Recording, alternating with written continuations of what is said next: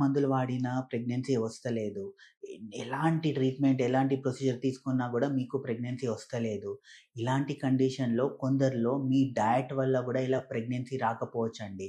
So, viewers ఈరోజు మనము మీకు ప్రెగ్నెన్సీ రావాలంటే ఎలాంటి డయట్ ఫాలో చేయాలి? దాని గురించి మనం డీటెయిల్‌గా డిస్కస్ చేద్దామండి. అబ్బాయిలు ఎలాంటి డయట్ తీసుకోవాలి? అమ్మాయిలు ఎలా డయట్ తీసుకోవాలి? ఇద్దరు కలిసి ఏం డయట్ ఫాలో చేస్తే ప్రెగ్నెన్సీ వచ్చే అవకాశాలు చాలా ఈజీ ఉంటాయి. దాని గురించి డిస్కస్ చేద్దామండి. హలో! నా పేరు డాక్టర్ ప్రశాంత్ కే వైద్య అండి. నేను స్పిరిచువల్ హోమియోపతి హైదరాబాద్. నేను సెక్సాలజిస్ట్‌ని అండ్ ఫర్టిలిటీ స్పెషలిస్ట్.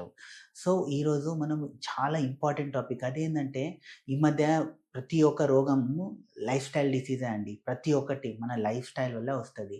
ఇప్పుడు డయాబెటిస్ ఉండొచ్చు, బీపీ ఉండొచ్చు, లేదా గ్యాస్ట్రిక్ ఉండొచ్చు. ఇవన్నీ మన తినే ఫుడ్ మీద ఆధారపడి ఉంటది. సో, ఇది లైఫ్ స్టైల్ డిసీజ్ అంటాం. అలాగే చాలామంది తెలవనిదేందంటే ఇప్పుడు ఉండే ప్రెగ్నెన్సీ అంటే ఇన్‌ఫర్టిలిటీ కేసెస్, ప్రెగ్నెన్సీ ప్రాబ్లమ్స్ మీరు చూడొచ్చు, చుట్టుపక్కల మీరు చూడొచ్చు ఎన్నో infertility centres, IVF centres open అయినాయి.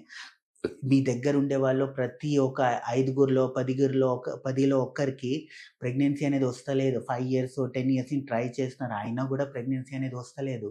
దీనికి మెయిన్ కారణం ఏంటి?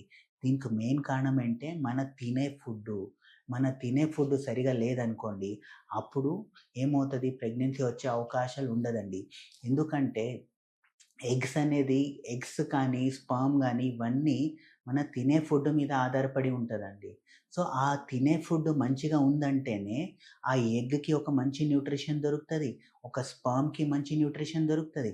ఆ 2 మంచిగున్నాయనుకోండి, అప్పుడేమవుతది న్యాచురల్‌గా మీకు ప్రెగ్నెన్సీ అనేది వచ్చే అవకాశాలుంటాయి.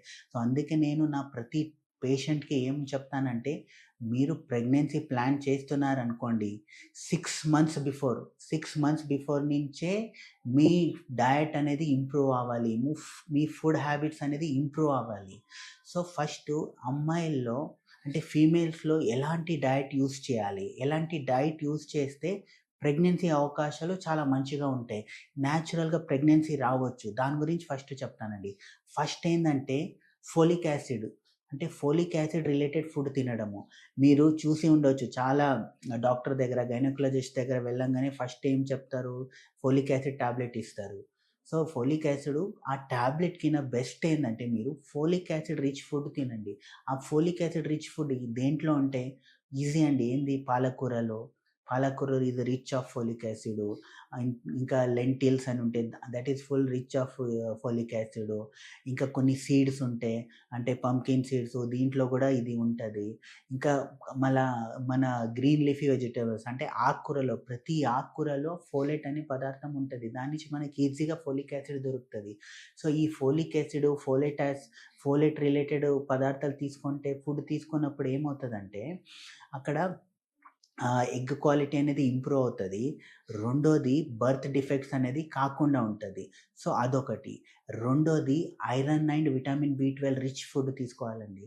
సో, ఎందుకు అంటే బ్లడ్ సర్క్యులేషన్ ఎంత మంచిగుంటది, హిమోగ్లోబిన్ ఎంత మంచిగుంటదో అంత మంచిగా మీకు ఓవులేషన్ అనేది జరుగుతది. అంత ఎగ్ క్వాలిటీ అనేది బావుంటది. సో, అందుకే ఐరన్ రిలేటెడ్ ఫుడ్ అంటే ఏంది?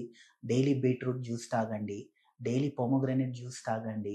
ఇంకా మన పీనట్స్ ఉంటాయి గదా! పల్లీలు డైలీ ఇంత పల్లీలు తినండి. లేదా పల్లీల లడ్డు చేసుకొని తినండి. ఇంకా పాలకూరలో గూడా రిచ్ సోర్స్ ఆఫ్ ఐరన్ ఉంటది. డైలీ ఇది తీసుకోండి.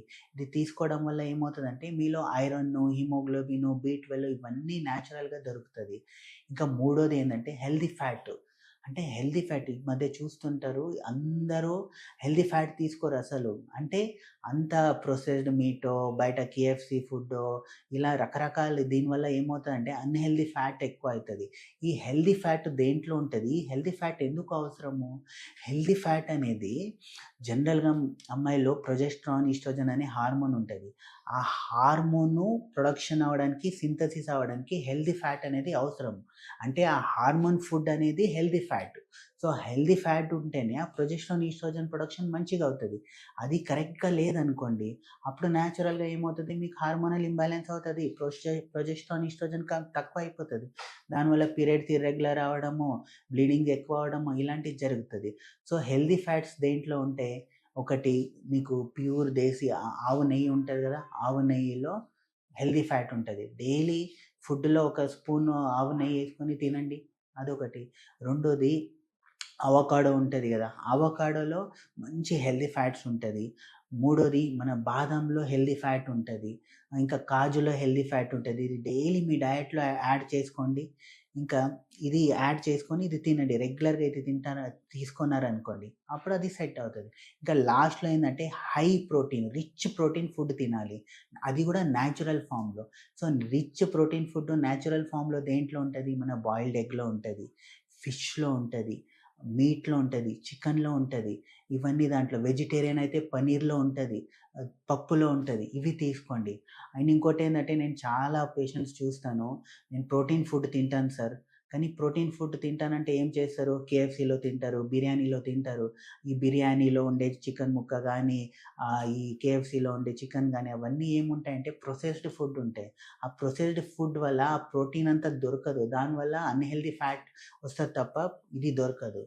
సో, ఇది అమ్మాయిలు. ఇంకా అబ్బాయిలు న్యాచురల్‌గా ఎలాంటి ఫుడ్ తీసుకుంటే మీ స్పెర్మ్ క్వాలిటీ, క్వాంటిటీ ఇంప్రూవ్ అయ్యి ప్రెగ్నెన్సీ వచ్చే అవకాశాలుంటాయంటే, ఒకటి జింక్ రిచ్ ఫుడ్.